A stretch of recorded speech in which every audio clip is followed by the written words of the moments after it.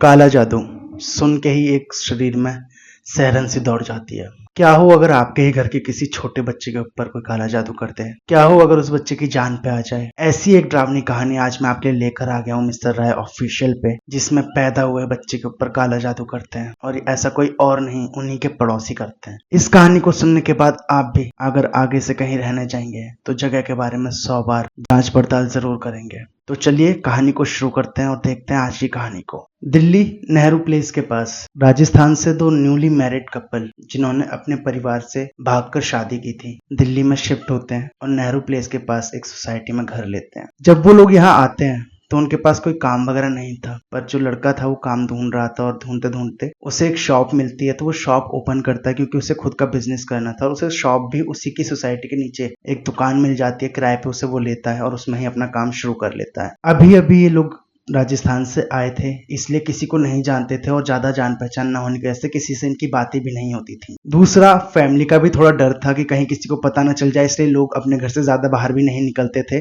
Society के अंदर ही रहते थे। शादी होने के लगभग 9 से 10 महीने बाद जब वो लड़की प्रेग्नेंट होती है, तब वो लड़की थोड़ा आस पड़ोस में बातें करना शुरू करती है। जैसा कि आप लोग जानते हैं, औरतों का काम होता है घर को जोड़ के रखना, समाज को जोड़ के रखना, तो वही वो करती है और आस पड़ोसियों से बात करने लग जाती है थोड़ा बहुत। जब पड़ोसियों को पता चलता है कि वो प्रेग्नेंट है तो काफी लोग उसे हेल्प भी करते हैं कई कामों में। जब उसे हेल्प चाहिए होती है वो अड़ोसी पड़ोसियों को बुला लिया करती थी। पर उनके सामने वाले फ्लैट में जो लोग रहा करते थे वो लोग ज्यादा अपने घर से बाहर नहीं निकलते थे, और निकलते भी थे तो सिर्फ उस घर की एक बहू निकलती थी जो आके सिर्फ उसके बच्चे के बारे में पूछा करती थी, उसके पेट को देखा करती थी, उसके पेट पे हाथ फिराया करती थी और बोलती थी आराम करो, ये बच्चा बहुत ज्यादा जरूरी है।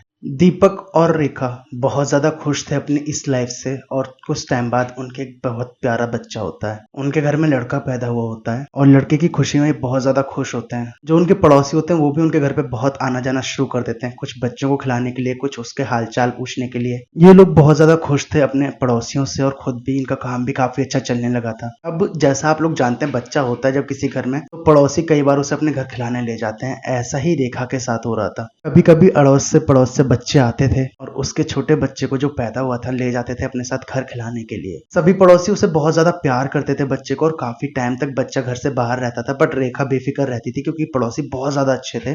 धीरे धीरे जब बच्चा काफी टाइम तक घर के बाहर रहने लगा तो दीपक और रेखा सोचते थे, यार कितने अच्छे पड़ोसी हैं, इतना खुश है हमारे बच्चे से, हमारे बच्चे को ख्याल रखते हैं, इतना हम भी इतने ज्यादा खुश हैं। ये सब चल रहा था तभी, जैसा मैंने आपको बताया, रेखा के घर के सामने वाले जो घर था उसमें से जो औरत आती थी, एक दिन वो रेखा के पास आती है, बोलती है रेखा बहुत प्यारा है तुम्हारा बेटा, मैं इसे अपने घर ले जाऊं खिलाने के लिए। अब जैसा मैंने आपको बताया वो सभी लोग लेके जाते थे, तो ये नॉर्मली रेखा उसे बोल देती है हाँ दीदी लेके जाओ, कोई दिक्कत नहीं है। वो लेके चली जाती है और लगभग 2.5 से 3 घंटे तक बच्चा उन्हीं के घर पे रहता है पड़ोसी के, और वापस आ जाता है। रेखा बड़ी पर सोचती है, यार बड़ी देर तक बच्चा रह लिया वहां पे, ना रोया, ना तो भूख लगी, ना पॉटी की, ना सूसू की उसने अभी तक। ये देख के रेखा काफी हैरान थी पर खुश थी कि ठीक है चलो मेरा बच्चा है, खेल रहा है, अपने घर पे नहीं होगी भी, घर वालों की कमी महसूस इसे यहाँ पे नहीं होगी। चीजें काफी टाइम तक चलती रही। एक दिन जब दीपक की छुट्टी थी और दुकान बंद थी, उसने अपने बच्चे को नहलाया था और वो उसकी मालिश कर रहा था, जैसे अपना जॉनसन बेबी ऑयल पाउडर ये सब लगा रहा था। उसी टाइम पर उनके सामने वाले जो पड़ोसी थे वो आते हैं, बोलते हैं भैया, दीपक भैया ये बच्चा मुझे दे दो ना, थोड़ी देर मुझे खिलाना है। दीपक भी नॉर्मली दे देता है क्योंकि उसे पता था ये लोग लेके जाते हैं। बच्चे को ले जाते हैं, लगभग 2.5 से 3 घंटे आज फिर बच्चा उन्हीं के घर पे था। बट बच्चा वापस आया, दीपक ने एक बहुत ज्यादा अजीब चीज नोटिस की। बच्चे के ऊपर जो पाउडर वगैरह लगाया था उसकी स्मेल तो नहीं आ रही है, वो एक अजीब सी स्मेल आ रही है, बहुत ज्यादा अजीब। दीपक ये नोटिस करता है और रेखा को बोलता है बच्चे को थोड़ा देना कम करो, अलग लग रहा है मुझे। देखो बच्चा सामने वाले घर में इतनी इतनी देर तक रहता है, ना वो रोता है ना उसे भूख लगती है, और जब भी वापस आता है सोते हुए वापस आता है, हमेशा थक के सो जाता है तब वापस आता है। ये तो बहुत अजीब बात है कि इसमें से एक अजीब सी स्मेल भी आ रही थी आज। रेखा मान जाती है, रेखा बोलती है ठीक है मैं ध्यान रखूंगी, पर कोई मांगना है तो ऐसे मना तो नहीं कर सकते, तो खिलाना है तो उसे मना तो नहीं कर सकते। फिर से वही सब चीजें चलती रहती हैं। ये सब चल रहा था और दीपक भी काफी चीजें नोटिस कर रहा था। क्योंकि दीपक जब भी देखता था तो किसी के घर पे भी अगर बच्चा जाता था उनका तो आधे घंटे में, 45 मिनट में, 20 मिनट में रो रा के वापस आ जाता था। पर जब भी सामने वाली फैमिली उसे लेके जाती थी, बच्चा 3-3 4-4 घंटे तक वहां रहता था। ना कोई रोने की आवाज, ना कोई आवाज, ना किसी चीज की आवाज। वहां बच्चा बहुत आराम से रहता था। दीपक ये चीज काफी टाइम से नोटिस कर रहा था और नोटिस करते करते दीपक ने एक बार फिर से सोचा कि चलो हो सकता है उस दिन कोई रीजन हो, आज मैं फिर से बच्चे को तैयार करूंगा अपने हाथों से और देखूंगा जब ये सामने वाली लेके जाएगी तो कुछ फर्क दिखेगा या नहीं दिखेगा। तो दीपक वही करता है। दीपक आज फिर से बच्चे के ऊपर काफी अच्छे से जॉनसन बेबी पाउडर की जो है मालिश करता है, खुशबू वाला तेल लगाता है, सब चीज लगाता है और लगा रहा होता है। उसी टाइम पे सामने वाले लोग आ जाते हैं और बोलते हैं दीपक भैया मेरे को खिलाना है, दे दो। दीपक आज जानबूझ के भी उसे दे देता है और जाने के बाद जब 2.5 या 3 घंटे हो जाते हैं वो बच्चा वापस आता है और बच्चे की हालत जो थी आज बहुत ज्यादा अजीब थी। मतलब जैसे बिल्कुल मरा हुआ बच्चा उनके हाथ में हो ऐसे, पर वो बच्चा सो रहा था, मरा नहीं था। और दीपक उसे लेता और चेक करता है कि ना बच्चे ने टॉयलेट की 3 घंटे में, ना पॉटी की। ऐसा कैसा बच्चे को खिला रहे थे, ऐसा क्या कर रहा है ये इनके घर में बच्चा, ना पॉटी कर रहा है, ना सूसू कर रहा है, ना रो रहा। और ये जब वापस आए तो इतनी बेजान हालत में क्यों है। दीपक परेशान हो जाता है और फिर से रेखा से बात करता है। जब वो रेखा से इस बारे में बात करता है तो रेखा के साथ में जो एक पड़ोसी थी जो उसकी हेल्प किया करती थी और उससे बेटे की तरह रखा करती थी रेखा को, रेखा उनसे अपनी बातें शेयर करती है और रेखा उनसे बोलती है कि दीदी ऐसा ऐसा मेरे साथ हो रहा है, दीपक मुझे ऐसे बोल रहा है कि बच्चे के साथ कुछ ना कुछ गलत हो रहा है। उसकी पड़ोसी जो रेखा की वो बोलती है कि ठीक है, अगली बार फिर से तुम उनके घर में बच्चे को देना, मैं जाके देखूंगी 1 घंटे बाद बच्चे लेने के बहाने से कि ऐसा ही इनके घर में क्या हो रहा है और कुछ गलत अगर ये कर रहे हैं इन्हें सोसाइटी से भी हम लोग निकाल देंगे। यही होता है। 3-4 दिन बाद फिर से वो औरत बच्चा मांगने आती है। इस बार रेखा भी उसे बच्चा दे देती है और बच्चा देने के तुरंत बाद वो लोग चले जाते हैं। रेखा उस पड़ोसी को फोन कर देती है जिसने बोला था कि वो जाके लेके आएगी बच्चा। वो औरत सामने वाले पड़ोसी का गेट खटखटाती है तो गेट जो है वो बहुत थोड़ा सा खोलते हैं। तो जैसे आपने घरों में देखा होगा सोसाइटी के फ्लैटों में 2-2 गेट होते हैं, जाली वाला और एक नॉर्मल गेट। जाली वाला गेट जो है वो हल्का सा खोलती है, चैन की वजह से वो पूरा नहीं खुल पाता। पर जब वो औरत अंदर देखती है उसे दिखता है घर के अंदर बिल्कुल अंधेरा, जगह अंधेरा, जरा सी भी रोशनी आने की कोई जगह ही नहीं है कहीं से। जो औरत है, जो सास है, बैठी हुई है, बच्चे को जमीन पर लिटाया हुआ है और बच्चा सो रहा है। सामने छोटा सा आग चल रहा है, मतलब हवनी कुंड कह लो या क्या करते हैं उस टाइप का जो कुंड लगाते हैं, वो आग चल रही है। देख के वो बच्चे को मांगते हैं और जो अंदर से औरत उसको झांक के देख रही होती है, बहू जो देख रही होती है जिसने गेट खोला होता है, वो बोलती है वो आज इतनी जल्दी बच्चा चाहिए दीदी। बच्चे को मांगते हैं और वो बच्चे को लाके दे देती है, पर बच्चा आज भी उसी हालत में होता है, कुल बेजान। अजीब सी स्मेल उसके अंदर से आ रही होती है।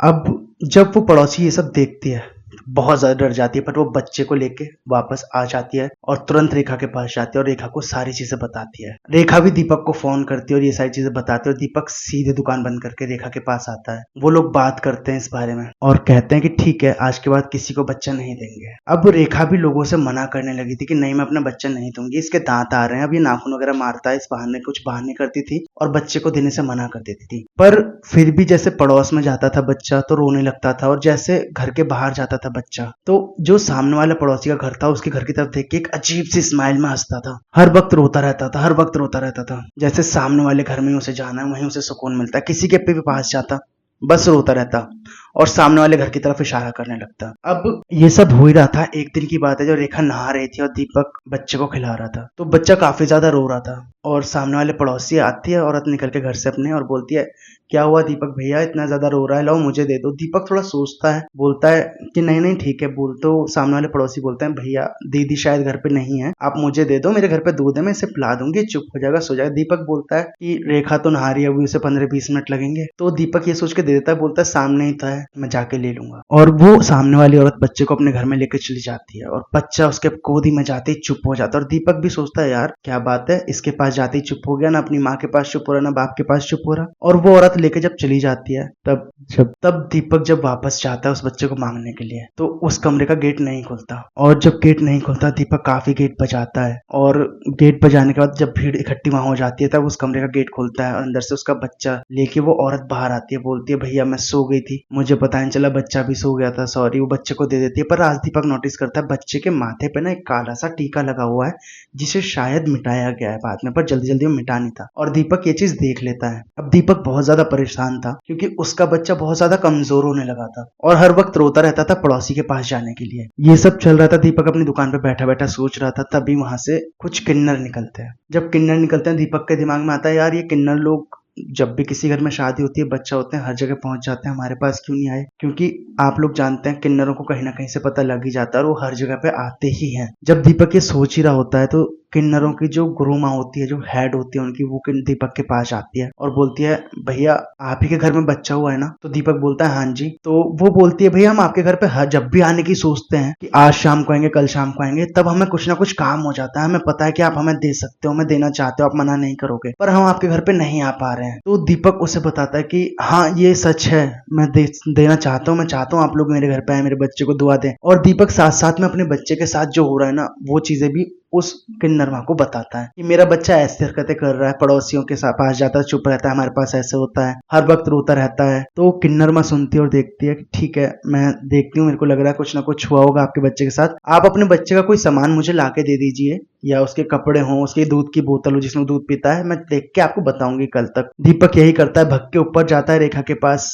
और रेखा से बोलता है कि बच्चे का कोई कपड़ा या दूध की बोतल दे दो। तो रेखा उसे कपड़ा देती है जो बच्चे का ही था, गंदा, धुला हुआ नहीं था, और वो लाके किन्नर माँ को दे देता है और किन्नर माँ भी चली जाती है। और शाम को लगभग 9 बजे दीपक के पास कॉल आता है उन्हीं किन्नर माँ का। अब आपको पता है किन्नर लोग रात में काम नहीं करते हैं, कोई पूजा पाठ कुछ भी नहीं करते हैं, कहीं नहीं जाते हैं, पर ये कॉल रात को आया था और किन्नर माँ उसे बताती है कि तुम्हारे बच्चे के पास बहुत कम टाइम है, तुम्हारे बच्चे के ऊपर बहुत ज्यादा काला जादू किया गया है और आज से नहीं, लगभग जब से ही पैदा हुआ है तभी से इसके ऊपर काला जादू किया जा रहा है। दीपक ये सुन के बहुत ज्यादा डर जाता है और किन्नर माँ उसे बताती है कि ठीक है, हम लोग आएंगे, पूजा वगैरह करेंगे, हम बचाएंगे तुम्हारे बच्चे को, हमसे जो हो पाएगा हम वो करेंगे, पर ये काला जादू बहुत ज्यादा ताकतवर है और इसके लिए हमें आज ही कुछ करना होगा। ऐसा ही होता है कि नरमा आती है वहां पे और कुछ पूजा वगैरह करती है, और पूजा वगैरह जब चल रही होती है उस टाइम पर जो सामने वाले पड़ोसी हैं उनका गेट भी तोड़ा जाता है, खोला जाता है, क्योंकि गेट काफी टाइम से नहीं खुल रहा था। और जब देखते हैं वो लोग सामने वाले घर को खोल के, तो सामने वाले घर में कोई भी नहीं होता, सब लोग जा चुके होते हैं।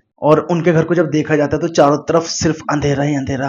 कमरे के अंदर एक बहुत अजीब सड़ी हुई बदबू आ रही थी और दीपक समझ पा रहा था कि वही बदबू है जो मेरे बच्चे के अंदर से आती थी। जब उनका घर पूरा देखा जाता है तो उनके घर में अलग अलग तरह का मीट होता है जो सड़ रहा होता है, डस्टबिन में, पिन्नियों में मीट, फ्रिज के अंदर कबूतर, मुर्गी, अलग अलग तरह के जानवर जो काले जादू में यूज किए जाते हैं, ये सब होते हैं। ये सब देख के दीपक बहुत ज्यादा डर जाता है, पर उनका बच्चा बहुत ज्यादा रो रहा होता है क्योंकि उसे उसी औरत के पास जाना होता है, उसी घर में जाना होता है जिसमें उसके ऊपर ये सब किया जा रहा था। पूजा होती है रात भर। अगले दिन थोड़ा बच्चा ठीक होता है और चुप हो जाता है और सो जाता है थक के, और दीपक और रेखा भी काफी सुकून में होते हैं कि उनका बच्चा अब ठीक है। अब दीपक और रेखा उस घर को खाली कर चुके हैं और कहीं और रह रहे हैं, और वो पड़ोसी जो उनके साथ हेल्प कर रही थी वो भी यहाँ से बैंगलोर शिफ्ट हो गई है, क्योंकि जो 3rd फ्लोर जहाँ पे लोग रह रहे थे वो पूरा का पूरा फ्लोर अब हॉन्टेड है। जो काला जादू वहां पे किया गया था उसका जो साया है आज भी वहीं पे, और इतना ज्यादा हॉन्टेड है कि वहां कोई नहीं रहना चाहता। अगर कोई गलती से रहता भी है वहां पे तो 2 या 3 दिन में खाली करके चला जाता है। और अब तो लिफ्ट भी वहां पे नहीं रुकती और एक सिक्योरिटी गार्ड लिफ्ट के अंदर बैठा होता है ताकि कोई 3rd फ्लोर पे ना जाए, क्योंकि कई बार 3rd फ्लोर पे लोगों को बेहोश पाया गया। 2 लोगों की मौत हो गई 3rd फ्लोर पे जाने की वजह से। तो यही थी आज की स्टोरी। अगर आपको स्टोरी पसंद आई हो तो प्लीज शेयर जरूर करें, लाइक करें, कमेंट करें और बताएं स्टोरी कैसी लगी। और अगर आप भी अपनी स्टोरी मेरे साथ शेयर करना चाहते हैं तो डिस्क्रिप्शन बॉक्स में आपको मेरा इंस्टा का ID, व्हाट्सएप का नंबर मिल जाएगा। प्लीज हमारे साथ अपनी स्टोरी को शेयर करें ताकि मैं आगे लोगों को समझा सकूं, सुना सकूं कि क्या गलती नहीं करनी है। Thank you.